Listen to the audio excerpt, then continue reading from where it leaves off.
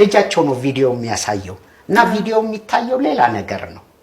እና እናት አያውቁ ምን እንደሚታይ በር ላይ ግን ሽልንግ ይሰበስባሉ ቀበሌ ሲከሰስ ልጃቸው እሳቸው ነው የሚናገሩት የሰፈሩ ልጅ ሰብስቦ ጭጭ አርጎ ባዶ ክፍል ውስጥ ማስቀመጠው ሌላ ነገር ነው የሚታየው አንድ ቀን እየሰበሰበ ሽልንግ ከውስጥ አንዱ ፊልም አይቶ አልወጣም አቋርጦ ስልክ ተደውሎ ሶሪው ይሄ ከፍ ብሏል ለዚህ ጋር አላዩም ልጃቸው ማነ ቶሎና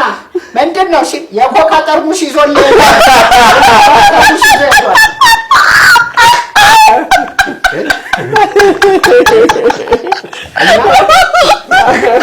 ስለዚህ